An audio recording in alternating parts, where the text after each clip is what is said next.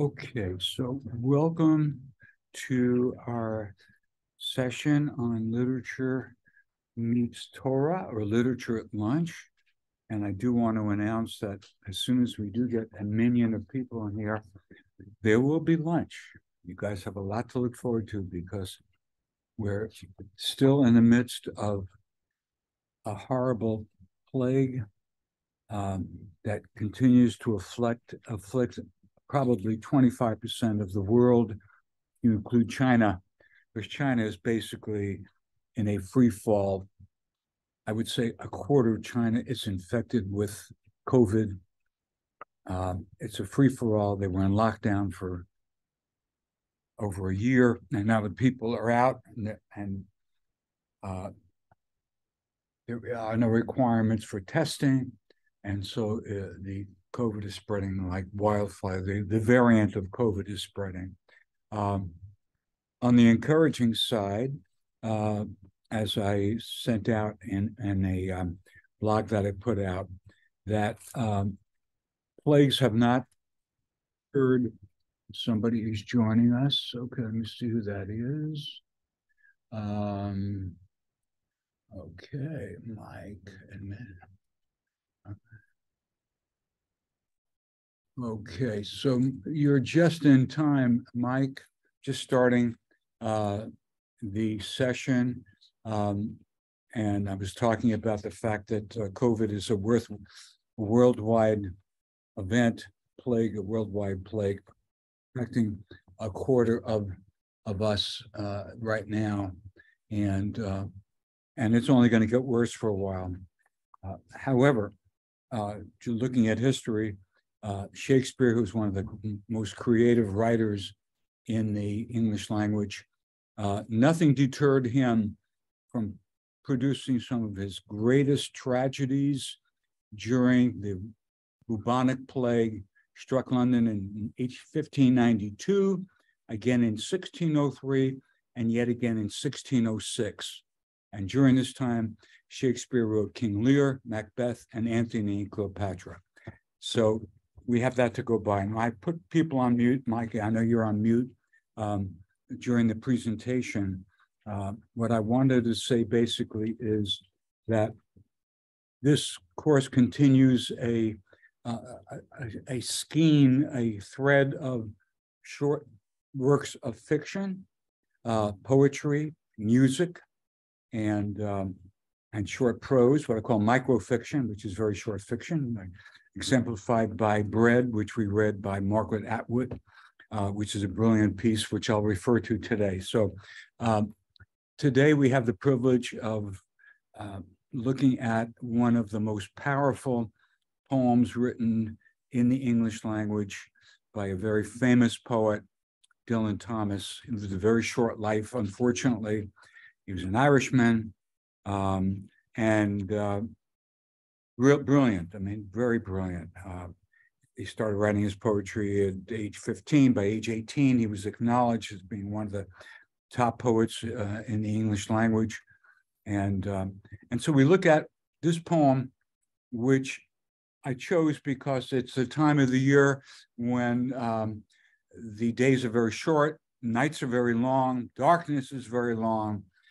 That leads to a lot of introspection, a lot of depression, and it didn't get Shakespeare down. And it's certainly, by the likes of the poem, he's urging us not to get down, that we need not go gentle into that good night. Now, the poem is seemingly addressed to his father, but as I wrote in my introductory comments, his father died a couple of years after this poem appeared, and probably about 7 years after Thomas wrote it. So we have to look at an explanation to understand what he means by father. I mean, and we'll get into that because I think that it opens it up. This poem to me is like Torah, Nevi'im, Kesur, Tanakh, because it opens itself up to so many different interpretations and so many enlightening. I mean, the light, you can't have light, as we know, according to Genesis, without there being dark. we'll look at some of these verses from Bereshit, verse 3, verse 16, about light, that light and darkness, they have to, without darkness, there is no light. Without light, there is no darkness. So there's a pairing of the two, and we'll get into this, okay? So what I thought we would do, and I told you this is called a villanelle. It says 5 3-line stanzas and a final quatrain, which is Father's mention. So let's begin. What I would like to do is play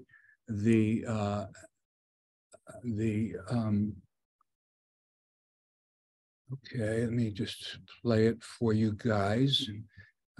Give you screen share. Let me go back here. Let me get back here, Zoom, and do screen share. Okay, and okay.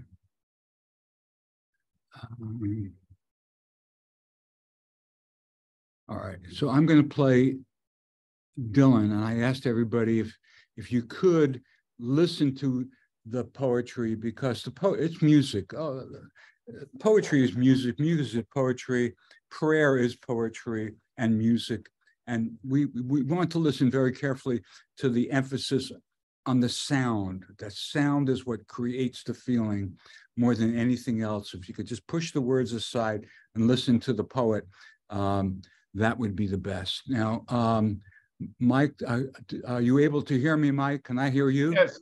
Okay, yes. Good. All right, so I'm going to play the poem here, and then we'll each have a chance. Do not go gentle into that good night.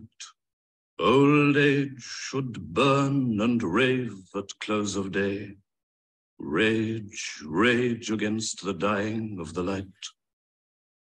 Though wise men at their end know dark is right, because their words had forked no lightning, they do not go gentle into that good night. Good men the last wave by, crying how bright their frail deeds might have danced in a green bay. Rage, rage against the dying of the light. Wild men who caught and sang the sun in flight, and learned too late they grieved it on its way. Do not go gentle into that good night. Grave men near death, who see with blinding sight, blind eyes could blaze like meteors and be gay. Rage, rage against the dying of the light. And you, my father, there on the sad height, curse, bless me now with your fierce tears, I pray. Do not go gentle into that good night. Rage, rage against the dying of the light. Okay. I would like us to each take turns doing a stanza of 3 lines, and then let's just talk about it. Let's talk about what you guys feel, what it means, what any insights you have, because I think that's what this is all about. It's sharing. Okay. So Gloria, would you start off with the first stanza? Yeah. Do not go gentle into that good night. Old age should burn and rave at close of day. Rage, rage against the dying of the light. Okay, so So at first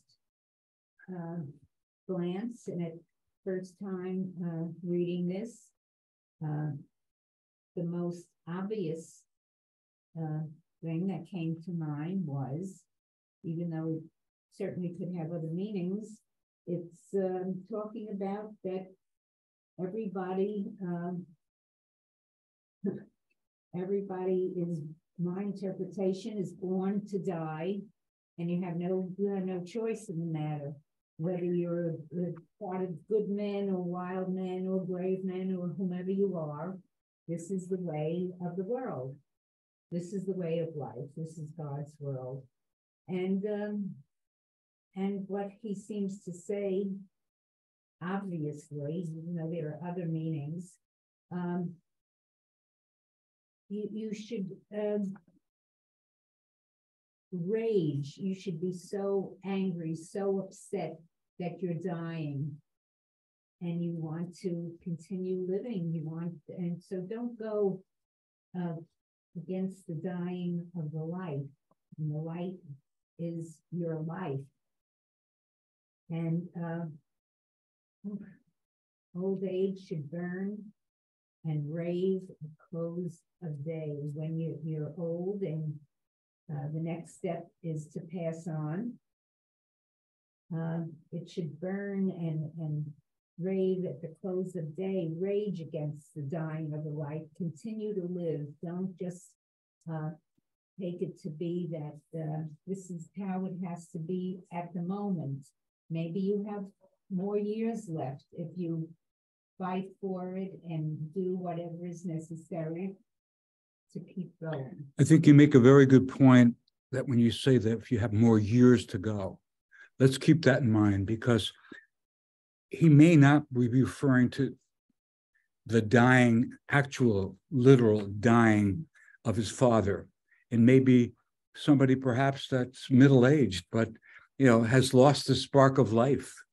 And that person could be living in a night. Of course, he wants it to be a good night, okay?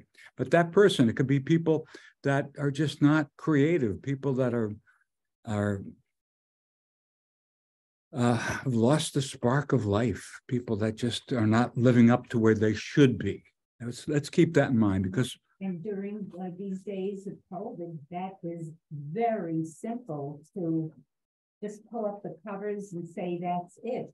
And there are many people that are just tuning off and instead of coming to a class like this or being online or whatever, there are things that can be done.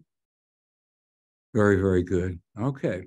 All right. Now we get into 4 stanzas that speak about various men and women. Okay. In my notes, I say men or women. Okay. So, Stuart, why don't you read the second one, and Mike, you'll be the third. The wise men at their end know dark is right, cause their words had forked no lightning. They do not go gentle into that good night. Okay. What do you make of wise men? Who are these wise men? How does he characterize them? Where are they in life? And what have they accomplished? These are the questions that we need to ask, okay? And I must admit that the imagery is somewhat puzzling, but I think we'll work it through, okay? The first line would indicate that wise men know when perhaps their time is coming to a close, right? They kind of know that life has a span, and you get to a certain point, and you know that your days are numbered, and they're wise. They live their lives according to what they think is a wise life. They live temperately. They've been good to their families, showed love to their children, grandchildren, done community service. But what does he mean here? Because their words had forked no lightning. What is he trying to say about these wise men that would light a light in our brain and say, hey, I never thought of it that way. What do you think he is hinting at? And he says, because their words had forked no lightning. Any sense of what he may be saying? Wait a second. Give Stuart a chance here. Well, and I think this might be echoed in the following stanzas as well. If you're talking about just dying before your time, eventually it's about Thomas had to know he was going to lose. He perhaps he feels it's important that everyone must try to make some mark on the world before that happens.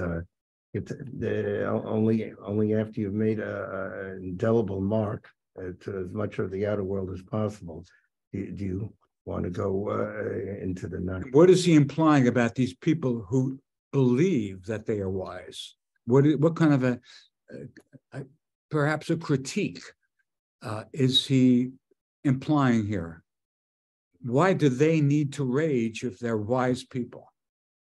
If they lived a good life, why would they have to protest? You know, at the end of life, you know, they're happy to be gathered into their forefathers, as we say. Gloria, Mike, do you have any thoughts you want to share with us? Yes, I agree with you, Richard. Can you hear me? Yes, I can hear you very well. And we have Gloria So here, Gloria and Stuart. This is Mike Brown, who Gloria knows him from the Israelis in Connecticut and the Hebrew Conversation. This is Gloria. Mike, nice to see you. Yes, so am I happy to see you, Gloria. And thank you, Richard, for the invitation. Oh, you're welcome. What I think here it's the case. I'm not sure that what he's talking about. It's the physical death, and the way we interpret it. It's more about life here than it's about death. What have you accomplished? What have you really changed in this world? So when he says, "Oh, wise man," I think you may think you had great ideas and you did great things, but it didn't really trigger a big change in this world. It's not that they die physically. That's not what this thing is about. But it's about what mark people can make when they are living and while they are active. You know, Mom, I'm saying I could not have said it much better. Mitsuyan.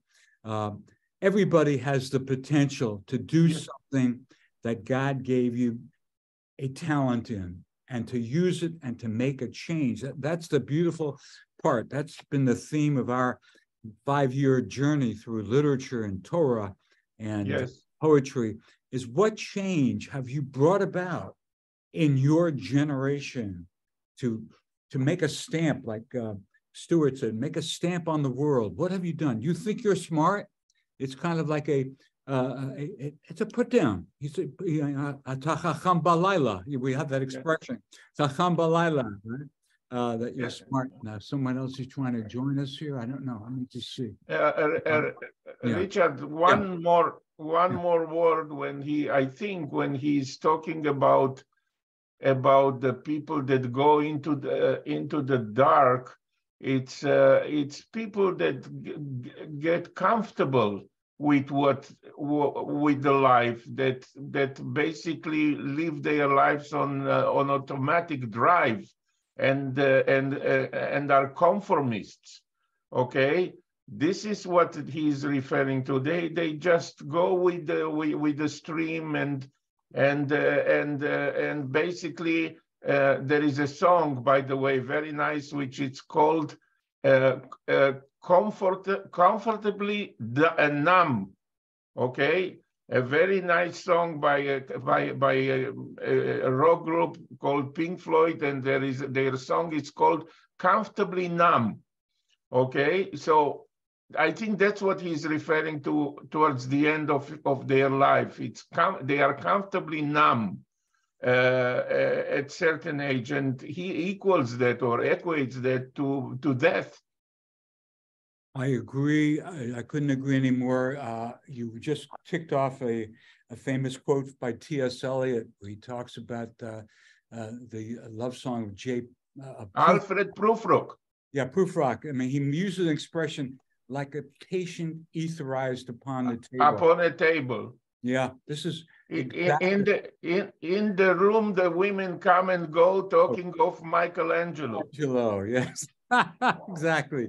You're living an artsy life, but really, what does it come down to? You're too comfortable, man. He's saying, I got to shake up even this guy. This guy thinks he's on top of the world. He's changed. No, he is not. He is not. Just because he's got beautiful art in his home and take trips to Italy and go to the Firenze and go to Rome, go to Paris 3 or 4 times a year. This is not where it's at. He's saying that person had forked no lightning. That person did not strike with the potential that he had. He had the potential to light up the world with electricity and turn people on, through his thoughts, his actions, his prayers. I mean, this all goes into changing the world, and he's saying, don't be smug. Come out of it. Even you need sharp words. You're going too gently into that night. You need sharp words. You need somebody to wake you up before your time is up. Okay, Mike, you're on for number 3 here. Good men. Yes, one more comment before that. There is the T.S. Eliot Wasteland. Yes. And again, he's talking a lot about death. It was at the end of World War I, which was a devastation. But I don't think that when these people talk about death, they are so much referring to the physical death, because that's not something that you can elaborate so much about it. But changes in society and an entire generation that was decimated, and how society recovers. Okay, how society recovers when he's reading about April is the cruelest month. Okay. Reading lilacs out of the dead, yeah. Yes. Reading lilacs. So just, I want, maybe we can, when we see the word death in this context, it's not really what we equate with death. But let me read the 3rd stanza. Sure. Good men, the last wave by, crying how bright their frail deeds might have danced in a green bay. Rage against the dying of the light.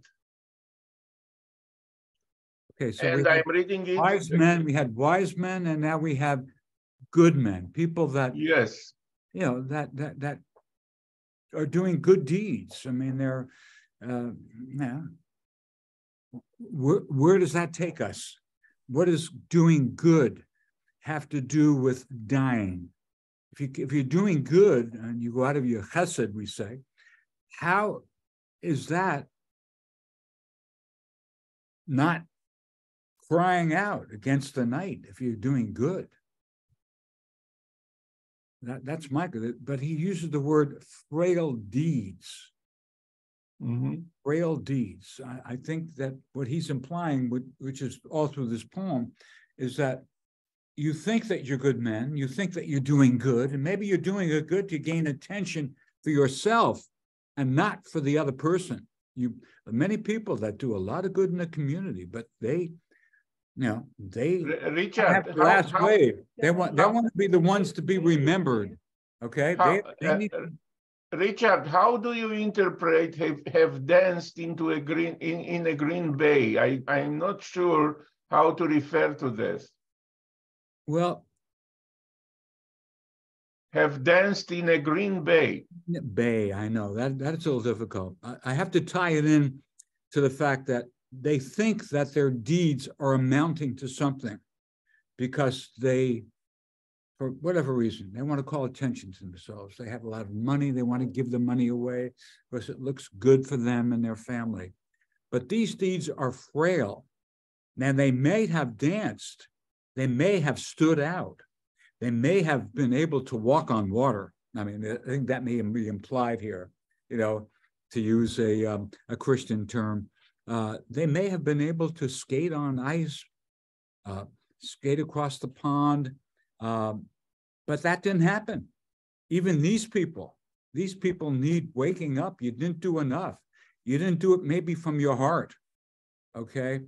These men are crying out how bright they're trying to call attention to themselves. Their ego is so strong that it doesn't give a chance for their heart to show itself. If the heart showed itself, they would have been able to dance across the bay. They could have been able to put on a cape, as we say, and act like Superman. I mean, there are people like that. There are a few people, but they don't call attention to themselves. These people just do good, and their deeds are solid. They don't need to be woken up. But this guy is, the last wave. He wants people to know, hey, it's me. Look at all this good I've done in the world. But come on, you've really done good. What was behind? Where was your heart in this? Where was your soul in it? Okay, that's the expression that when we come before the Holy One, blessed be He wants to know, what did you do and accomplish for other people and your family? How did you take care of your family? What did you do for the community? What did you do for your locals, the synagogues? What did you do for charity? These type of things. Were you there for your children? They came from school. Were you there to mother and father them? Okay, so I think that's what's implied, Mike, is that they could have been in glory and deserve the glory, but they blew it. And he's saying, even these people, you need to wake up, that you are dying in the light that you suppose you had. You didn't have that light, guy. That light has been dim in you because you didn't do it from your heart. Okay, I guess it's my turn, if you guys don't mind. Okay. Wild men who caught and sang the sun in flight and learned too late, they grieved it on its way. Do not go gentle into that good night. Okay, so now we're talking about a different character of person, someone who is wild. What does that mean? And they're caught and they sing in the sun in flight. I mean, these are people that are living life, what I consider life for the moment. They want to have instant gratification. They want to live fast, have fast cars, fast women, live a fast life, make a ton of money in the metaphysics of Wall Street. Metaphysics. Yeah, they're up on top. But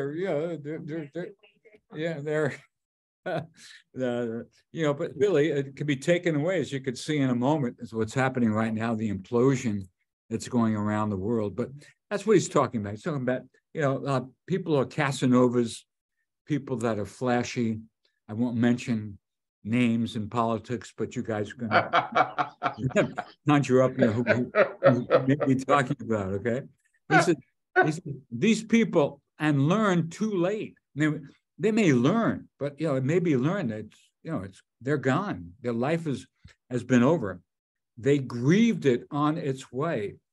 Now that's a little tough to interpret, but that to me, that seems that they perhaps along the way, they opened their eyes and they tried to make up or try to do better than they had been doing.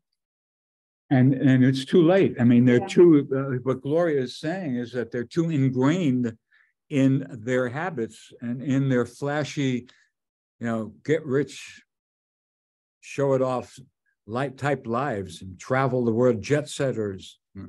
So these are the wild men, okay? And they learn too late. And they realize somewhere along the way that this isn't, they're caught up in a style of life. I hate to say it, but there was Jeffrey Epstein, who passed away. It's a very sad tale. But here was a guy that living on top of the world. Oh God! I mean, he could have anything he wants, and he woke up too late. He woke up to interpret that he was mentally ill. Mm-hmm. You have to be mentally ill to. I don't know what else to say about him. I mean, there are people that, have conned Wall Street. And there's, the FTX scandal right now. Bill Cosby is another example. Bill Cosby, yeah. You can think of a lot of people that kind of got caught in, and we have to learn from them too. They cannot go gentle into that good night because of what they have done. It's only like he's saying, for them, it's too late. Gurnished helfen, as we say, right? Gurnished helfen. Okay, so we're back to Gloria. Okay.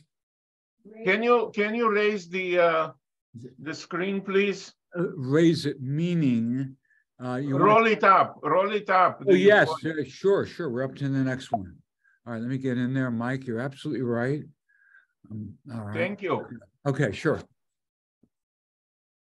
Okay, brave men near death who see with blinding sight. Blind eyes could blaze like meteors and be gay. Rage, rage against the dying of the light.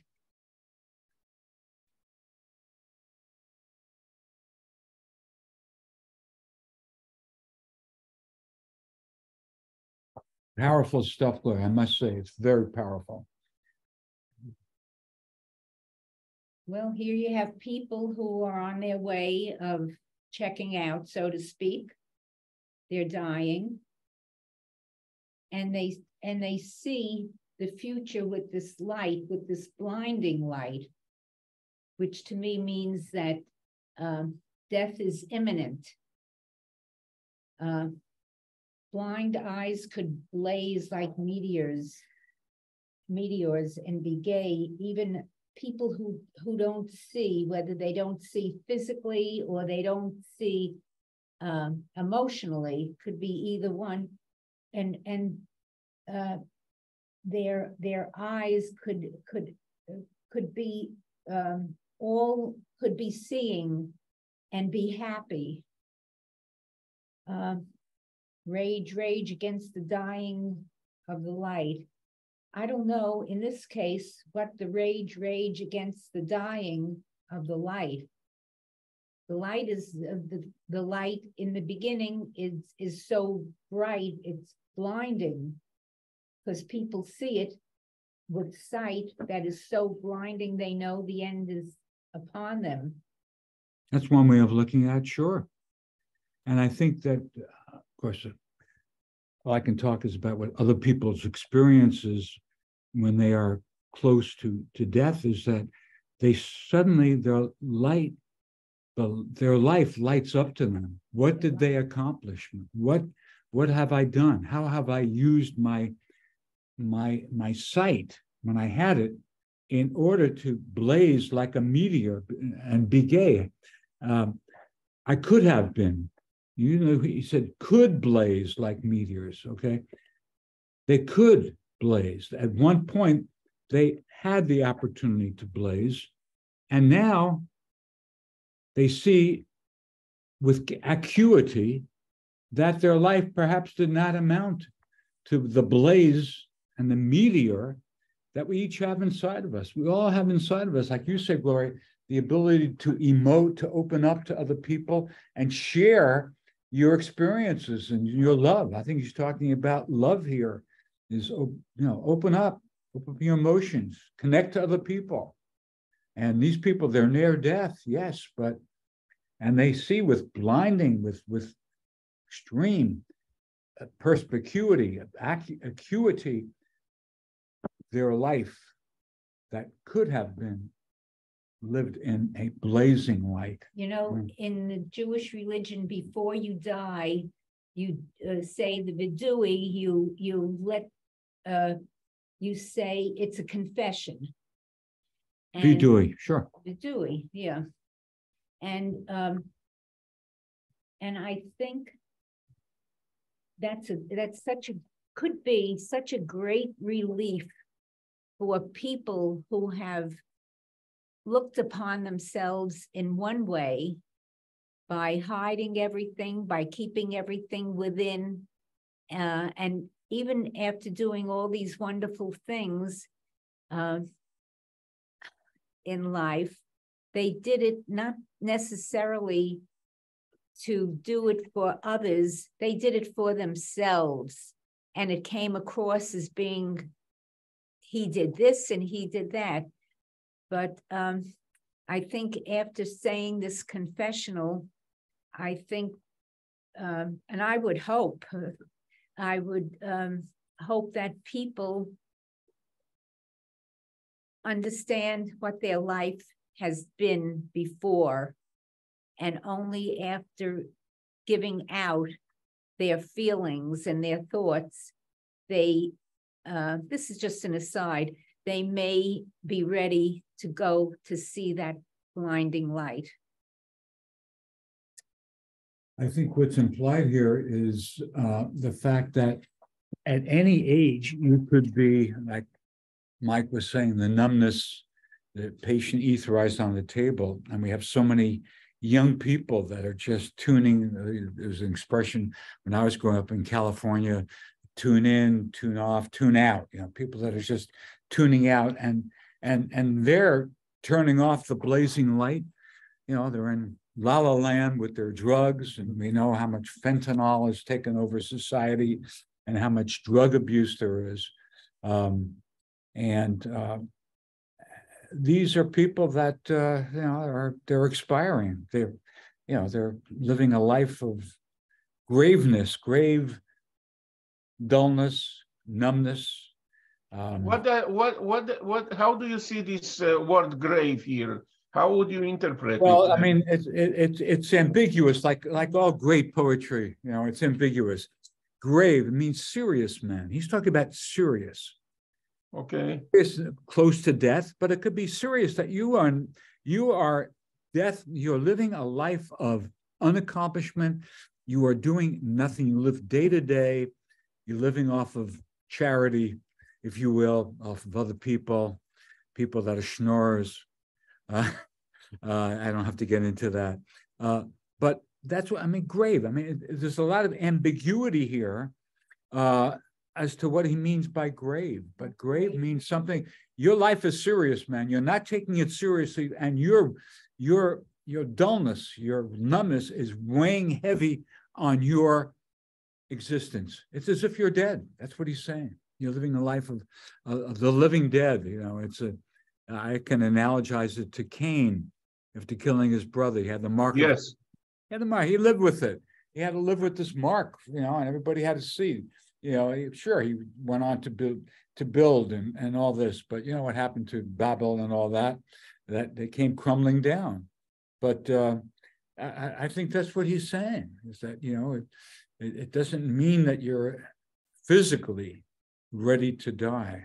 And we're going to see that in the last, Mike, okay, Stuart, you're up for the last one, but about my father, yeah. And you, my father, there on the sad height, curse, bless me now with your fierce tears, I pray. Do not go gentle into that good night, rage against the dying of the light. Okay. Of course, the question I asked at the beginning is the major question: who is this father? You cannot say that this is literally. No, not literally. So what are we up against? Stuart, come on, you got some ideas. Who's this father? Well, the obvious answer is his creator. Exactly. Yeah, his creator. Yeah. they're on the sad height. Now they're on the sad height. Yes, you're right. Yeah, and you know why it's sad, Mike? Do you know why it's sad? Anybody? Why? Because you are not able to reach that height. You are somewhat stuck here in the mud of your life with your face looking down, you know, the great expression, gashmiut, you know, which is materialism. You're stuck down here in this life.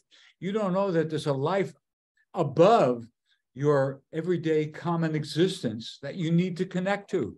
You need to connect to. It's sad because it's sad from the point of view of these 5 people, the 4 people we discussed, and now the father. The father is sad because he's looking down upon his children and he's saying, you guys are all stuck. You know, you're living, I should destroy the world again. You know, it's a Sodom situation. You know, people are living off of people. They're cannibalizing people, stealing from people. Hamas, as we say that word, awful word, Hamas. And I think that's why it's sad. I can't reach you. What he's saying is, me, the poet, Dylan Thomas, I can't reach to your height. I'm stuck here like everybody else. How do I get out of this? Curse me or bless me. In other words, give me some idea of where I'm at. If you bless me, then help me turn my life around and up to your height, and I'll earn your approval. But right now, I'm doing everything for me, and there's no room for you. It's a lot of mysticism here, I think, in implied mysticism. If you don't leave room for the light, then what are you living a life in darkness? You're going from day to day, living from paycheck to paycheck, relationship to relationship. You don't have real connection to light, which is, people. He says, curse, bless me now with your fierce tears. In other words, you are angry, Hashem, so to speak. God is looking down, Christian God too. I mean, it's a universal God looking down, and he says, I pray. That should kind of tell us something there, that this is more than just a exercise in nice poetry. And he needed help. Yes. He needed a great deal of help because he died when he was 38 years old. And he died because he was a terrible alcoholic, and he had other very bad traits about him. Amen, Gloria. So Amen. He knows. Richard, did Yes. he die? I know he visited the United States. Did he die on his visit here or later? He don't. died here. Yeah, he died here. Yeah. He died in one of the major hospitals. Yeah, he died. I remember reading about that. Yeah. He died. He said he can drink himself to death, and he did. Yeah, he's a crazy drinker. And this poem was written about 5 or 6 years before he died. Yes. Yeah. And his father died a year before him. And then he died. And I've looked at some of his other poetry. I posted his first poem for you guys to, if you want to do more research, you can. I have an interesting thought here because so much of Old Testament comes to my mind as we read this. At any point, do you get a feeling of, we read on Sukkot, the Ecclesiastes Kohelet, okay? And do you see signs of the Kohelet type life here?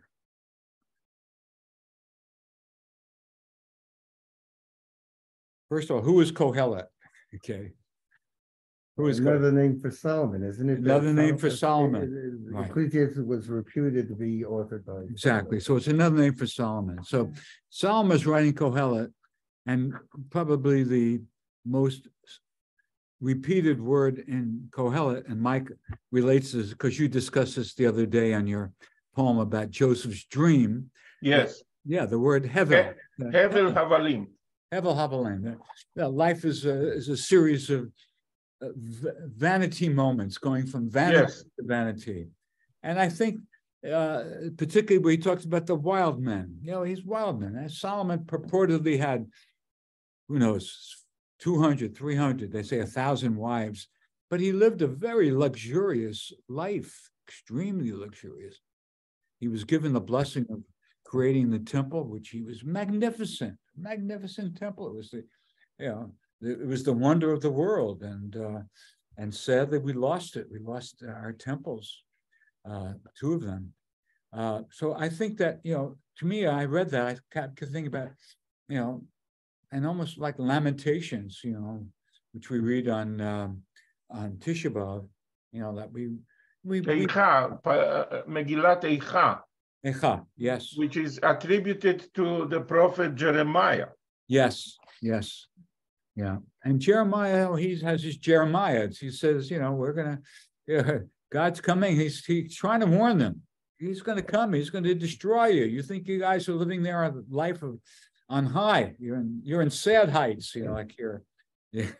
Yeah, you're right. It's a sad life. Go ahead. And one thing about Kohelet, it's interesting how it is traditional that when is it recited, on what occasion? The middle of Sukkot. The main purpose of Sukkot is rejoicing. Yes. It's a joyous occasion. Yes. So, so what is he saying? In other words, why did the rabbis choose to that we chant this Megillah during Sukkot? Yeah, we're very happy. I agree. We're very happy. We're living, reliving our successful journey of protection in the Sukkah, in the wilderness, under God's care, God, the Shekhinah, and all that. So why do we read Ecclesiastes during Sukkot? Any ideas? Unfortunately, I'm drawing a blank, and I remember Rabbi Cohn is often mentioned the meaning of Kohelet on that occasion, and he was often trying to indicate that despite appearances, it is a very optimistic thing, and I find it very difficult to make something of that. Anybody have any comments? Good. I mean, it's hard to understand. I think I have an insight into why the rabbis chose it. Gloria, you want to say something? Well, I think because, we're members of a modern Orthodox synagogue here, and I do go to services quite frequently, regularly. But that holiday, more than any other holiday, takes me to a very spiritual height. I mean, it really does. It puts you up there, in a very high level of excitement and expectation and glory. Or, you're up there and, and as I say, in the footstool of Hashem. That David uses that expression, the footstool. Okay. So the rabbis put that in because don't get carried away. I mean, you are almost like the wild men here in stanza number 4. You're wild. You're living a great life. You're celebrating God's protection, that you are a member of a people that's miraculous, a culture that has survived when other cultures have been decimated. And don't be too cocky, because once you get too cocky and you get too sure, you're not really Superman. I'm the Superman. You're an underling, and know your position, and know that when you're riding high, it could be taken away from you very quickly. We know that, but the Holocaust did to so many flagrantly wealthy of our dear brethren in Vienna and in Berlin, that they displayed their wealth to the world, and it was taken away from them. Tremendous amount of art that was stolen, and homes that were seized, and the great-grandchildren are trying to get some piece of it back, and that's a difficult time. I think that's the reason Kohelet is mentioned, why Kohelet is read. It's just to, know who you are, don't get too carried away. There's only one God in the world. I'm up there, I know everything. Yeah, you think you know everything, but you don't. And so let's go on. What I'd like to do is take us back to the creation story, and go to Genesis, Bereshit. Okay, I have it on the screen here. You guys have it in your handouts, but what I want to do is go to verse 3, and where it says, "Vayomer Elohim yihi or vayihi or." God said, "Let there be light," and there was light. Okay, so now we're talking about the first day. This is what happened on the first day. Okay, do you want to read this? The next line. You can read it from my computer. Okay, if you want to do the English, do whatever you feel comfortable with, English or Hebrew.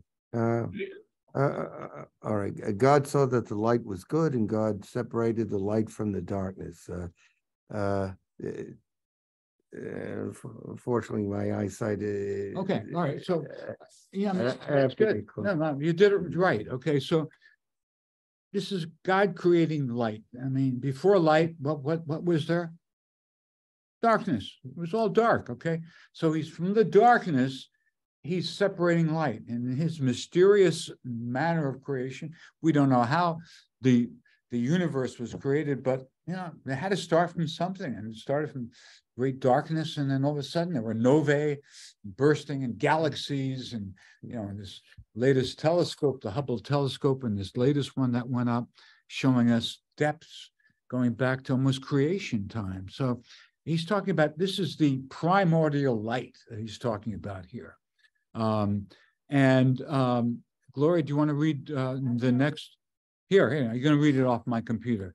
You're on number 5 here, Gloria. It's not on there. I didn't print it. Richard, do you need me to read the Hebrew? I can read if you want. If you want, go ahead, read the Hebrew. I mean, but Gloria can read it too. That's all right. You'll read it faster, Mike. No, it's not a matter of fast. Fast, it's not what we. Gloria, fast, it's not what we do here. Yeah. We don't fast. We enjoy life. Right. Well, anyway, God called the light day and called the darkness night. And there was evening and there was morning, a first day. Okay, so we have the first day, and it's God that's doing the creation, not man. Okay, God. And what we're talking about is the original light, the light of the universe. Okay. Yeah.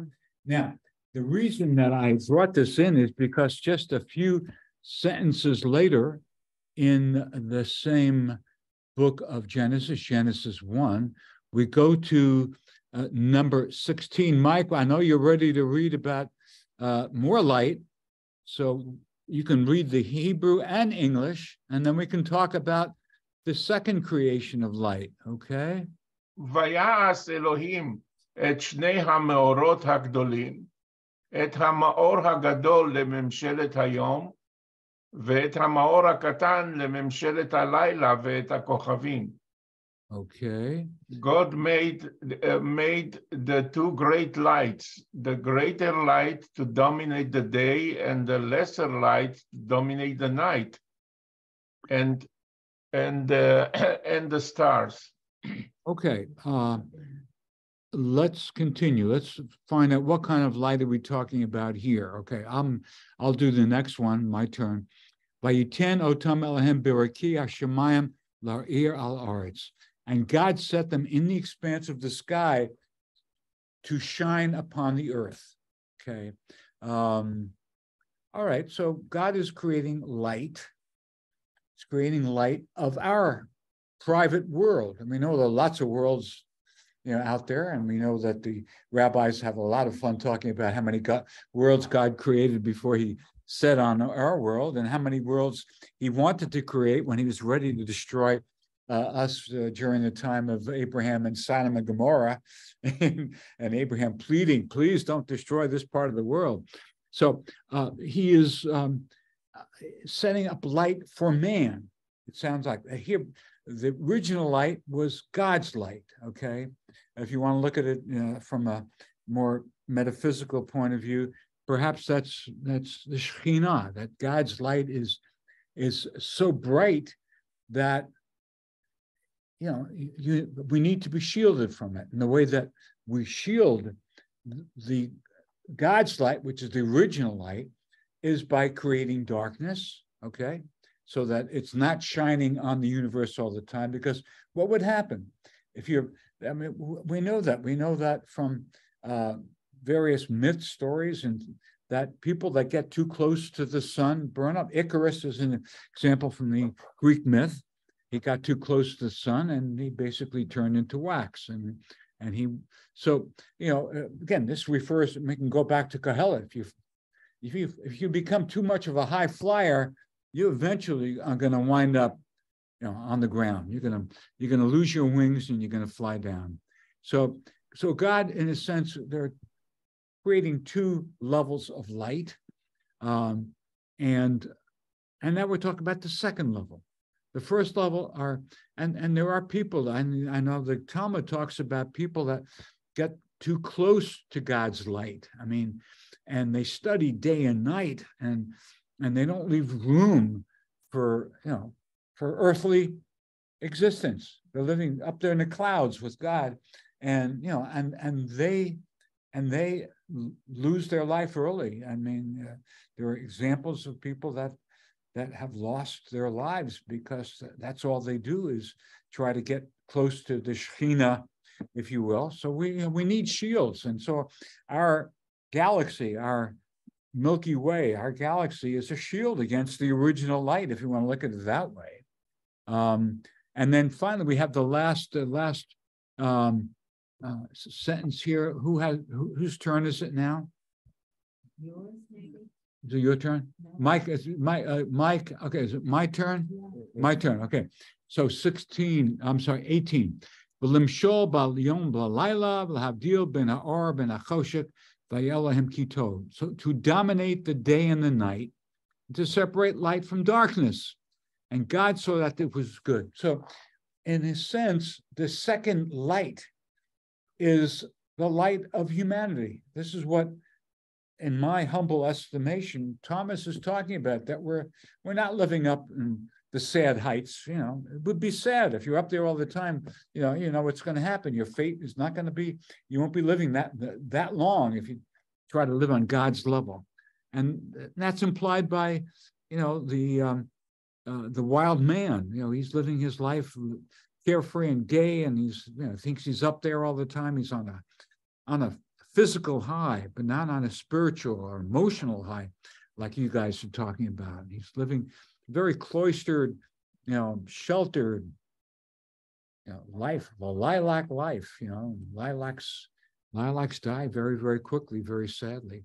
So God creates light and creates day. He creates the night to separate the light from light. I mean, you have to have contrast. In a sense, we have God creating extremes, creates brilliant light that we discussed in the Thomas poem. Brilliant, the lightning, the light. Get too close to lightning, you know what happens, right? You're gone. So that's God's light. And then the other hand, we have people that are the grave people. They're living a life of bare existence. So somewhere in between, we talk about the golden mean. I think what Dylan Thomas would have liked to have a life in the mean. He lived life on the edge. I mean, all his poems are just full of this rage and fighting against death. One of his poems about humbling himself in the face of death. Even in death, he sees the light of the eyes and the sound going in the ears.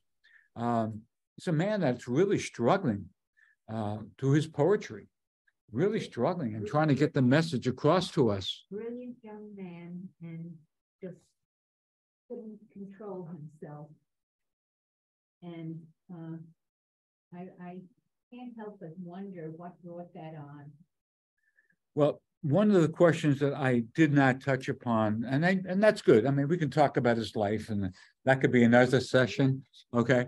But I want to talk a little bit about, we have a few minutes, 2 minutes. I wanted to throw out the idea of the Bilam and Balak. I think that very appropriate that we have a prophet from a Gentile nation that Richard, that was the portion of my bar mitzvah ages ago. Wow. Parashat Balak. Balak, yeah, Bamidbar. Bamidbar, Parashat Balak. Yeah, we're in the desert. Bilam ben Beor. Yes, Ben Peor. Yeah. So Balak commands his seer, and his seer is telling him, "Look, this is a great nation. I'm looking down on them. Looking down on this nation, and they're like abundant, like the sea, like the fish in the sea." And Balak doesn't want to. He said, "No, you are my seer. You go down. I want you to curse them because these people are growing too quickly and rapidly." And so what happens is an encounter with donkeys and whatever. But we know that he winds up blessing the children of Israel. Michael, you know it. You probably know your verses better than I do. Ma tovu alecha Yaakov, mishkenotecha Israel. Yes, yeah. And we read it every week. Yes, we read it. Matter of fact, in the daily prayers, it's part of the Pesukei Zimra, the Psalms of David. Yeah. I'm a little confused as to how this relates to the Dylan Thomas poem. Well, because the reason and that's a great question, because he says, God, bless me or curse me. He's telling, tell me where I'm at here. And Balak is trying to tell Bilam, he said, look, you're my emissary, you're my malach, you're my angel, so to speak, you're a seer. Curse him. And he's saying, no. He said, look, I'm more responsive to this greater God, this Hashem that you're jealous of. He's, and I have to say what he's telling me to say. It's a great parsha. Yeah? And the other thing that we don't have a chance to talk about, you guys to think about, is think about in the book of Genesis, which you just finished reading in the synagogue, is the blessing that various patriarchs give to their children. Isaac giving blessings to Esau and Jacob. And then we just read Jacob giving blessings to his 12 sons, But no, he's 11 sons and 2 grandchildren. And then 2. Yes, you're absolutely right. Yeah. 11 and 2. But one of the things I thought about is notice how in one case, as I understand it, Jacob calls all his children. Let me tell you what's going to happen in the end of days. Okay. That's the second version of Papa giving blessings, or less blessings, if you will. I mean, he does talk about some bad things that were done by 2 of the tribes we know. And then you have the other father, Isaac, who is dim of eyes, giving individual blessings. One child is out, making a stew. The other one is impersonating the other child. And so he didn't have both of his children together.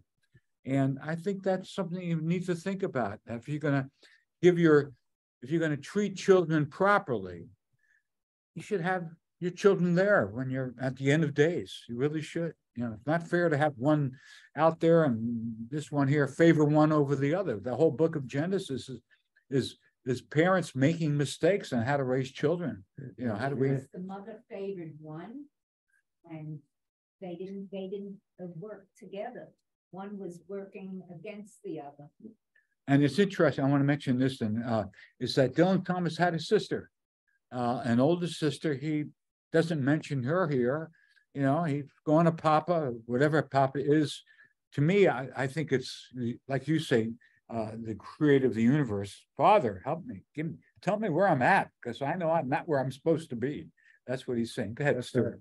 In addition to making mistakes, they keep repeating the exact same mistakes. You think that Jacob, having suffered because of parental favoritism, would try to avoid doing that, but not only does he do it, he does it in a very blatant way. Beautiful. Yeah. What point do we wake up and realize that we have a life to lead, and how much time do we have to do it? So to me, this is a great poem because it's applicable to anybody at any stage of life. Is to wake up, are you doing what you're supposed to be doing? How do you find out what you're supposed to be doing? I mean, that's the hardest thing. How do you find out? I mean, Thomas found out at an early age 20. He started writing poetry, significant, and he died age 38. So he had 18 years of drinking himself basically into the darkness. He drank himself into darkness, but left a tremendous amount of wisdom. He's a wise man, but he didn't wake up early enough so he could live a full life. But that's just in summary, this poem kind of ties into what our odyssey the last 5 years has been, and that is basically that we don't live for ourselves. That the whole purpose of our life is getting out of ourselves and realize what we're supposed to be doing in the greater sphere of things. That we're connected to a higher purpose. The Tao. I love that expression. They become part of the Tao. Become part of this great energy force that we know that's out there that created the universe. You know, I don't believe it just spontaneously happened. The great physicist Max Planck, he said, after studying the workings of the atom, he says, I cannot fathom, but that there has to be some type of greater force out there. And that's the whole purpose of prayer. Prayer is to take you out of yourself and put you into another realm of, you know, being up at the heights, you know, as high as you can go. And I that's think there are too many narcissistic people around. too many, what kind? Narcissistic people, yeah. In this time frame. I don't remember it being as bad 20 years ago or 30 years ago, but now, oh my heavens, terrible. It's We're- me, and me. We're stuck in a pandemic, and Yeah. sadly speaking, that China is suffering terribly. I cannot even imagine. The- Their hospitals cannot. Elmhurst Hospital, where my brother lives a block away, they were burying people in the ambulances. They didn't have room, you know, to take care of people. And the ones that expired, they just put them. The morgues were filled, and they brought ambulances out. Excuse me, Richard. Yes. I need to go. I Yes. really appreciate your invitation, and I'm looking forward for future meetings. If I Thank you. can, I'll join them. And I look forward to your continuing the Joseph journey. Yes, I hope I can do it. Depends what their Susie, agenda I is. know. Yeah. Anyway, toda rabba and Baka להתראות. Shem. Yeah. Kol hakavod lecha. Really appreciate. Okay. So let me just, yeah, stop and share. Okay, stop and share. End. Okay. Just a comment. And